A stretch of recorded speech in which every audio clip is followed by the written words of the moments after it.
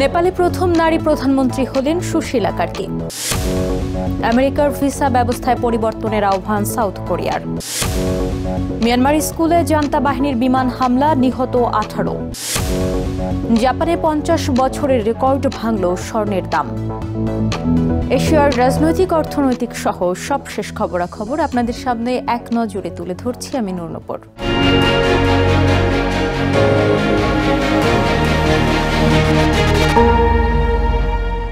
নেপালের সাবেক প্রধান বিচারপতি সুশীলা কার্কি অন্তর্বর্তী সরকারের প্রধানমন্ত্রী হিসেবে শপথ নিয়েছেন। শুক্রবার সন্ধ্যায় শীতল নিবাসে প্রেসিডেন্ট রামচন্দ্র পাউডেল তাকে শপথ পাঠ করান। এর মধ্য দিয়ে দেশটির ইতিহাসে প্রথমবারের মতো কোনো নারী প্রধানমন্ত্রী ও নির্বাহী প্রধানের দায়িত্ব নিলেন কার্কি। প্রেসিডেন্ট পাউডেল সংবিধানের 61 অনুচ্ছেদের অধীনে কার্কিকে প্রধানমন্ত্রী নিয়োগ দিয়েছেন। 2015 সালে নতুন সংবিধান প্রণয়নের পর এখন পর্যন্ত সব সরকারই 76 অনুচ্ছেদের ভিত্তিতে গঠিত হয়েছিল।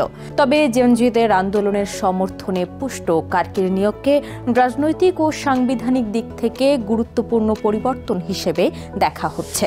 শুক্রবার দিনভর আলোচনার পর পার্লামেন্ট ভেঙে দিয়ে অন্তর্বর্তী সরকার গঠনে ঐকমত্যে পৌঁছায় প্রধান রাজনৈতিক দলগুলো। এটি ছিল আন্দোলনকারীদের মূল দাবি। আমেরিকার প্রেসিডেন্ট ডোনাল্ড ট্রাম্প কোরিয়ান কর্মী আটককে ভুল বলার পর ভিসা ব্যবস্থায় পরিবর্তন আনার আহ্বান জানিয়েছে সাউথ কোরিয়া। খুব দ্রুত এই সমস্যার সমাধানের জন্য স্টেট সেক্রেটারি মার্কো রুবিওর সঙ্গে বৈঠক করেছেন সাউথ কোরিয়ার ফরেন মিনিস্টার চো হিউন। শুক্রবার এক সংবাদ সম্মেলনে চো জানিয়েছেন, ওয়াশিংটন একটি নতুন ভিসা ক্যাটাগরি তৈরির জন্য ওয়ার্কিং গ্রুপ গঠনে সম্মত হয়েছে, যাতে করে কর্পোরেট বিনিয়োগে যুক্ত ব্যক্তিরা দ্রুত ভিসা পেতে পারেন। এদিকে আমেরিকায় অভিবাসন অভিযানে আটক সাউথ কোরিয়ার 3 শতাধিক কর্মী চার্টার্ড বিমানে দেশে ফিরেছেন। আমেরিকার প্রেসিডেন্ট ডোনাল্ড ট্রাম্প জর্জিয়ায় সাউথ কোরিয়ার কর্মীদের আটককে ভুল বলে মন্তব্য করেছেন এবং বিষয়টি নিয়ে পর্যালোচনার নির্দেশ দিয়েছেন। ওয়াশিংটন সফর শেষে শুক্রবার এক সংবাদ সম্মেলনে এসব তথ্য জানিয়েছেন সাউথ কোরিয়ার ফরেন মিনিস্টার চো হিউন। দ্রুত সমাধানের উদ্দেশ্যে ওয়াশিংটন সফরকারী চো জানান, নতুন ভিসা ক্যাটাগরি তৈরির জন্য একটি ওয়ার্কিং গ্রুপ গঠন করা হবে। সমস্যাটির মৌলিক সমাধানের জন্য স্টেট ডিপার্টমেন্ট এবং ফরেন মিনিস্ট্রি একটি ওয়ার্কিং গ্রুপ গঠন করবে, যা একটি নতুন ভিসা ক্যাটাগরি তৈরিতে কাজ করবে। এর লক্ষ্য হবে সাউথ কোরিয়ায় কর্পোরেট বিনিয়োগে নিয়োজিত ব্যক্তিরা যেন দ্রুত ভিসা পেতে পারেন তা নিশ্চিত করা। এদিকে শুক্রবার একটি চার্টার্ড বিমানে করে দেশে ফিরেছেন আমেরিকায় অভিবাসন অভিযানে আটক 3 শতাধিক সাউথ কোরিয়ান কর্মী। সপ্তাহখানেক আগে আমেরিকার জর্জিয়ায় হুন্ডাইয়ের ব্যাটারি কারখানা থেকে তাদের আটক করা হয়েছিল।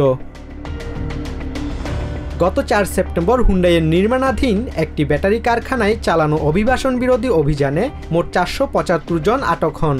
আমেরিকা কর্তৃপক্ষের প্রকাশিত ভিডিওতে দেখা যায় কিছু কোরিয়ান কর্মী হাত, পা এবং কোমরে শিকল বাঁধা অবস্থায় রয়েছেন। এই দৃশ্য সাউথ কোরিয়ায় তীব্র জনরোষের জন্ম দেয় এবং দীর্ঘদিনের মিত্র আমেরিকার প্রতি বিশ্বাসে ফাটল ধরে। দেশে ফেরা কর্মীদের উদ্দেশ্যে বিমানবন্দরে চিৎকার করে স্বাগত বার্তা জানিয়েছেন উপস্থিত জনসাধারণ। বিমানবন্দরের পার্কিং লটে উদ্বিগ্ন স্বজনরা অধীর আগ্রহে অপেক্ষা করছিলেন। এসকেলেটর থেকে একে একে নেমে আসা কর্মীদের জড়িয়ে ধরেন তাদের পরিবার। অভিযানে আটক হওয়া এক কর্মীর স্ত্রী পার্ক জং এই বলেন, গণমাধ্যমে স্বজনদের হাত বেঁধে নিয়ে যাওয়ার দৃশ্য দেখে তিনি ঘুমাতে পারেননি। আমি খবরে দেখেছি জর্জিয়ায় থাকা সাউথ কোরিয়ান কর্মীদের হাত বেঁধে নিয়ে যাওয়া হচ্ছে। সেটাও দেখার পর থেকে আমি আর ঘুমোতে পারিনি। তারা সেখানে গিয়েছিলেন আমেরিকাকে সাহায্য করতে, অথচ তাদের সাথে অপরাধীর মতো আচরণ করা হলো, যা খুবই অপমানজনক। এদিকে বিব্রতকর এই ঘটনায় হুঁশিয়ারি দিয়েছেন প্রেসিডেন্ট লি জায়ে মিয়ং। আমেরিকা যদি দক্ষ কর্মীদের জন্য ভিসা প্রক্রিয়া সহজ না করে, তবে আমেরিকায় নতুন বিনিয়োগের ক্ষেত্রে ভাবতে হবে বলে জানান তিনি। সংশ্লিষ্টরা বলছেন, সাম্প্রতিক এই ঘটনা দুই দেশের কূটনৈতিক সম্পর্ক এবং অর্থনৈতিক অংশীদারিত্বের ওপর দীর্ঘমেয়াদী প্রভাব ফেলতে পারে। এছাড়া আমেরিকাকে নতুন করে ভাবতে হবে তার অভিবাসন নীতি এবং মিত্রদেশের সঙ্গে সম্পর্কের বাস্তবতা নিয়ে। Basudebnath, TVN 24 news desk. মিয়ানমারের রাখাইন রাজ্যে জান্তা বাহিনীর বিমান হামলায় অন্তত 18 শিক্ষার্থী নিহত হয়েছে। আহত হয়েছে 20 জনেরও বেশি। রাখাইন রাজ্যের আরাকান সেনাবাহিনী নিয়ন্ত্রিত কিয়াওকতাও শহরের থায়াত তাবিন নামের গ্রামের একটি বেসরকারি আবাসিক স্কুলে এই হামলা চালানো হয়। আরাকান আর্মি এই ঘটনার সত্যতা নিশ্চিত করেছে। প্রাথমিকভাবে জানা যায়, রাতের বেলায় চালানো এই বিমান হামলায় 2টি 500 পাউন্ড ওজনের বোমা স্কুল ভবনের সামনে সরাসরি আঘাত হানে। নিহতদের অধিকাংশই শিক্ষার্থী। কিছু স্কুলের আশেপাশের বাড়ির বাসিন্দা ছিল বলেও জানা গেছে। আহতদের মধ্যে অনেকেই গুরুতর অবস্থায় রয়েছেন। গেল 50 বছরের মধ্যে বর্তমানে জাপানে স্বর্ণের দাম সর্বোচ্চ। মাত্র 1 গ্রাম স্বর্ণের দাম ছাড়িয়েছে $128, যা গত বছরের তুলনায় প্রায় 50% বেশি।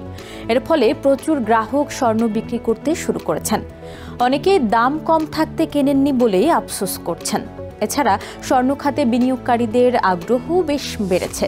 নিরাপদ বিনিয়োগ হিসেবে জাপানে এখন এক নতুন ভরসা হয়ে উঠেছে স্বর্ণ। জাপানে স্বর্ণের দাম গত কয়েক মাসে একাধিকবার রেকর্ড ভেঙেছে। 1 গ্রাম স্বর্ণের দাম একসময় পৌঁছে যায় 19,000 ইয়েনে, যা প্রায় $128 সমান। গত বছরের এই সময়ের তুলনায় স্বর্ণের খুচরা দাম বেড়েছে প্রায় 50%। ফলে ব্যাপক পরিবর্তন এসেছে সাধারণ মানুষের আচরণে।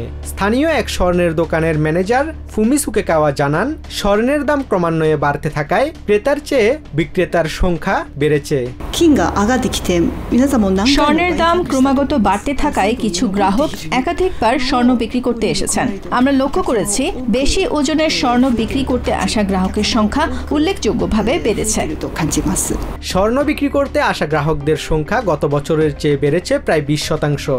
অনেকেই অতীতে না কিনে আফসোস করছেন, আবার কেউ কেউ ভাবছেন এখনই না কিনলে দাম আরও বেড়ে গিয়ে নাগালের বাইরে চলে যেতে পারে। বিশেষজ্ঞদের মতে সামনে দাম আরও বাড়তে পারে। এর পেছনে রয়েছে 2টি বড় কারণ: মুদ্রাস্ফীতি এবং ইয়েনের দুর্বলতা। এই প্রেক্ষাপটে অনেকেই ঝুঁকছেন গোল্ড, ETF বা স্বর্ণভিত্তিক বিনিয়োগে। ডাইইচি লাইফ রিসার্চ ইনস্টিটিউটের চিফ ইকোনমিস্ট হিদেও কুমানো বলেন, দেশীয় পণ্যে আস্থা কমে যাওয়ায় বিনিয়োগকারীরা এখন স্বর্ণের দিকে ঝুঁকছেন। বর্তমানে ইয়েন দুর্বল অবস্থানে রয়েছে। জাপানের স্থানীয় আর্থিক পণ্যে বিনিয়োগের তুলনায় বৈচিত্র্য আনার জন্য বিভিন্ন বিদেশি পণ্য বেছে নিচ্ছেন বিনিয়োগকারীরা। এই প্রেক্ষাপটে অধিকাংশ মানুষ এখন আমেরিকান ডলারের পাশাপাশি মনোযোগ দিচ্ছেন স্বর্ণের দিকে।